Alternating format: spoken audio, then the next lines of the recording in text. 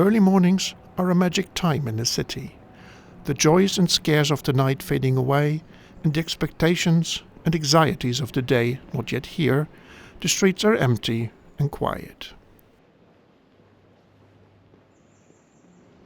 I am, of course, on my way to the station.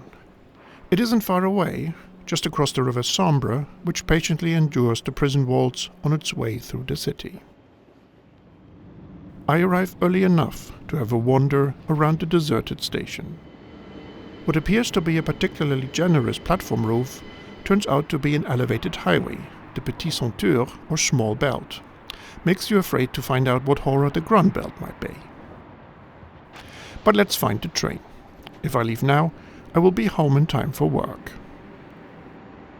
Wait, Maubeuge? Isn't that in France?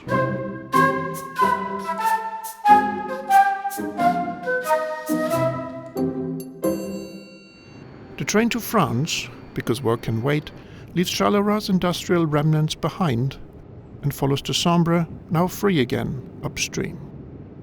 The river is still hiding under a cover of ghostly fog, but the sun is out, driving away the apparitions. After 45 minutes, the train arrives in Erkelin, the last town in Belgium. Like many European border stations, it has lost its former earnestness and looks a bit lost. A crumbling relic of borders past that turn out harder to erase than we had hoped. The train stops here for 8 minutes.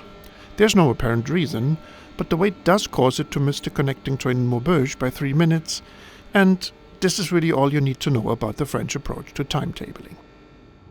Eventually, we continue, cross into France, and pass the French border station of Gemont without stopping. Just a few minutes onwards, and the train arrives at its destination of Maubeuge. If SNCF gives you lemons, go for a town visit. I have nearly an hour until the next train, which should be ample time for a small town of around 30,000 people. Maubeuge lies by our old friend, the river Sambre, in the borderlands between France and the Low Countries. History hasn't been kind to the city. Since its founding way back in the 7th century, it was besieged and burned and looted more than 20 times. The last time was in May 1940, when German troops utterly destroyed the historic center. Rebuilt after the war with plain modern buildings, clean straight streets, and nothing but concrete and stone on the main square, you could be excused for thinking you had taken a wrong turn somewhere and accidentally walked into a town in the Swiss lowlands. A few historic buildings have survived, such as the former Jesuit college, now an arts center. The main Peter and Paul Church wasn't one of them. It was rebuilt in 1955 with the concrete and glass bricks of the time to double as a theater. Walking past the church, I find the remains of the fortifications that once encircled the entire city and are now a park and museum. Strolling around the walls and ramparts, ample time turns into uh-oh, and I race back. Past a huge bus station, through the station building, and make the next well-decorated train. The announcement after departure is longer than usual. A few of the words I recognize trigger further research, which confirms that the planned route is closed due to power supply issues and that the train will be rerouted. And indeed, after a brief stop in Aulnoy-Aymeries, we turn left instead of right. Rerouting certainly is better than a train being cancelled, and everyone having to wait for a bus that never comes, but it does mean my carefully constructed plan for the day is moot. So, as I'm distracted with frantic replanning, it is time to get the funk out.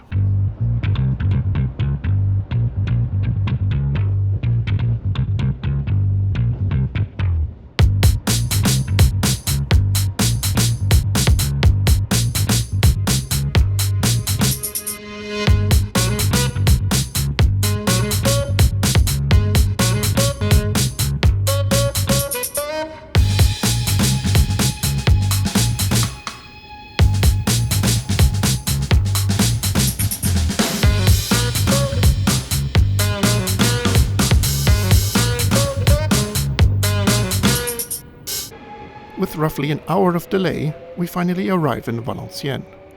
The train continues onwards to Lille, but I will change here with about an hour's time for another town visit.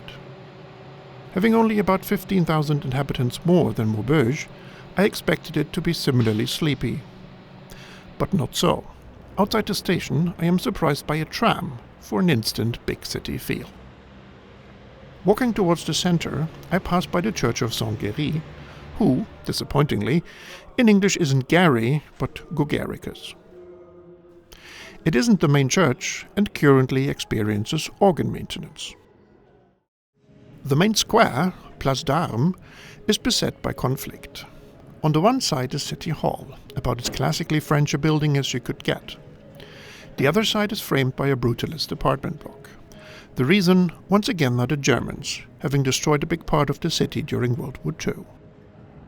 The giant needle at the far end stands at the place of the former belfry, which was already gone by the time the Germans appeared, having collapsed during reconstruction work in the mid-19th century. Now knowing that an hour is less time than you think, I decide to circle back towards the station. I pass by a huge red and grey building, which announces itself as the Royal Hainaut Hotel. The building, clearly too big for a hotel in a small city, was constructed in the mid-1700s as the General Hospital. Such hospitals were erected all over France around that time. They weren't places of healing, though, but rather of forced confinement for the very poor, for beggars and orphans. So the pompous palace architecture is a rather cruel joke. Only over time did these institutions transform into what we now know as hospitals, even if the interior design of most of them hasn't quite caught up. During the last decades, department after department moved to new, modern facilities, and the building finally closed as a hospital in 2009. It was once again transformed, this time into a luxury hotel. It opened, with somewhat poor timing, in late 2019. Being nearly back at the station already, I have enough time to visit the big train spotting bridge over its northern approaches. Sadly, there are no trains to spot, only a tram. Beyond the railway tracks, the bridge also crosses a river. It turns out, somewhat surprisingly, that this is the River Scheldt, which winds up eventually in Antwerp, its big estuary forming the city's busy port. Back at the station, I am informed that my train is going to be 10 minutes late. When its new departure time rolls around, the delay increases by 10 more minutes. This game is repeated for 2 more rounds before the train finally appears. It will take me on a short half-hour trip to Douai, the neighboring city to the west.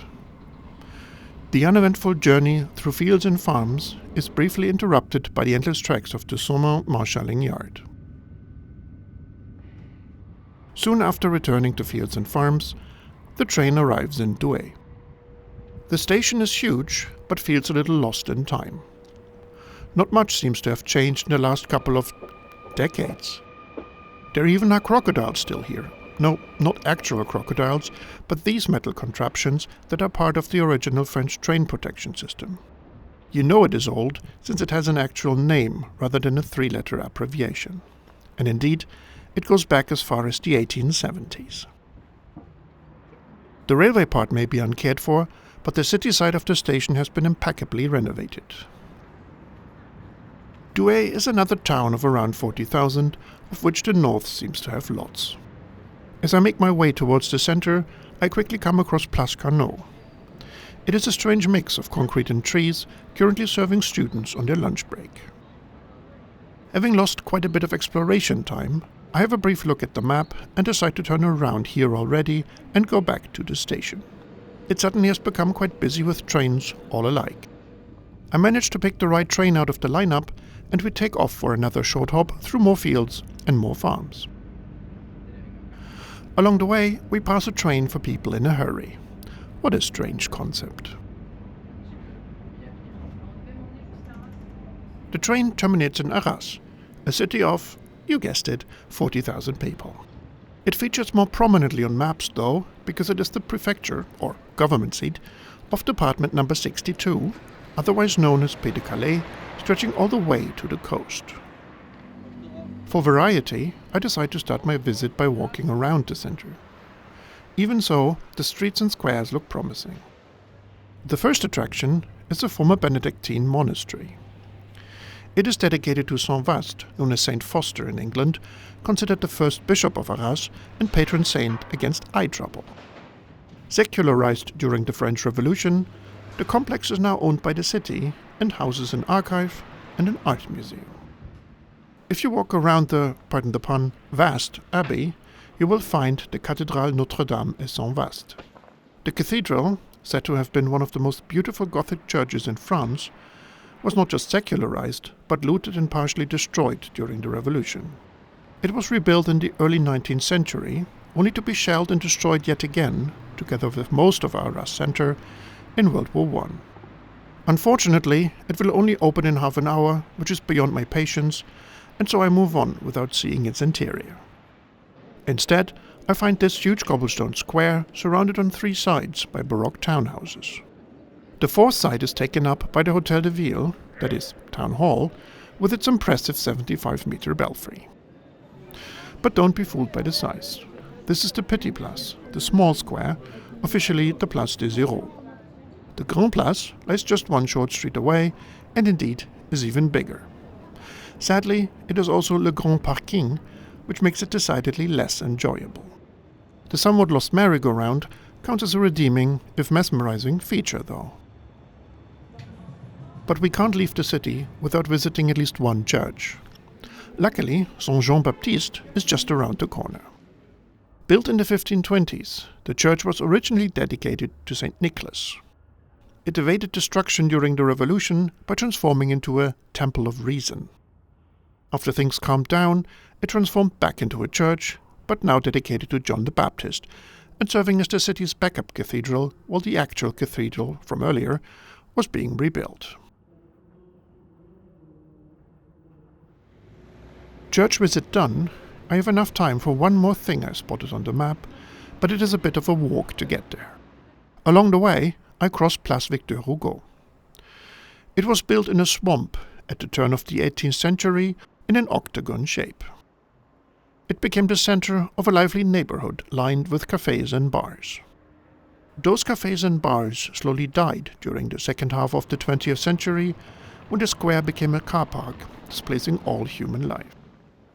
At least some of the people seem to have gone to a park down the street, the Jardin des Allées. Primarily, it seems to serve as a nice hangout for the students of the nearby high school. I wish we had something like this rather than a dreary old bus shelter. After crossing the wide Boulevard du Général de Gaulle, I arrive at my destination, the Arras Citadel. Built around 1670 by professional citadel maker the Marquis de Vauban, it has the characteristic star shape of the fortresses of that era.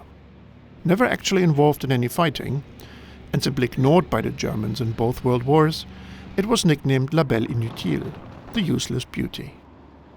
Providing rather a lot of space, it did serve as barracks for troops of all sorts all the way until 2008, when the last unit stationed here was disbanded. Since then, the citadel has been reused in various creative ways.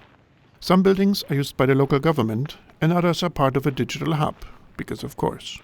There even is a data center in a former powder magazine. Not having done any research beforehand, I know none of this. I am drawn to the small chapel on one side of the giant parade grounds. Befitting a military church, it is very plain and yet rather beautiful in its own way. Before we leave, there's just enough time to admire the local lawn mowing brigade do its work.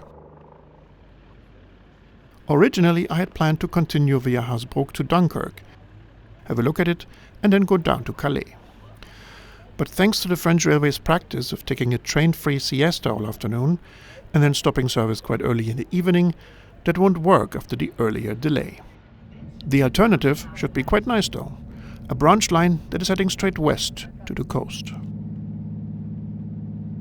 After leaving Arras and its surroundings, the line enters into a lovely green pastoral country of rolling hills, farms, forests, and the odd village. About 40 minutes into its journey, the train arrives at the only larger stop along the route, Saint-Paul-sur-Terre-Noire. After the train in the opposite direction has left, the gendarmerie enters our train with 4 men and a dog. The dog gets really interested in my bag, and I consequently have to convince one of the officers that I'm not in possession of the ganja. I don't think he's entirely convinced, but pretends to believe me. Having narrowly avoided arrest, we continue our journey through the hills. After an hour, the train terminates in the town of Étaples. It isn't quite at the coast, that would be the Le Touquet portion of the station's name, but the map promises an estuary of sorts on the other side of town. Since I have half an hour, I decide to go and have a look. I skip the town square on account of the map showing it as yet another car park. I cross a busy road and I arrive at the estuary, which looks nice but seems to be missing one vital component. Because of the road and lack of water, I don't linger and rush back to the station. One passing goods train later, and my final train of the day arrives. Traveling northbound now, a little inland from the coast, the landscape subtly changes. It feels more wide, more open. Not long though, and we cross a wide river. This is the Liane, and means that we are arriving at Boulogne-sur-Mer. The earlier train that should have left 10 minutes ago is still here, the crew chatting idly outside the cab. Never a good sign. Luckily, Boulogne is my destination for today, and tomorrow I will definitely... who am I kidding? Tomorrow I will go to a small island.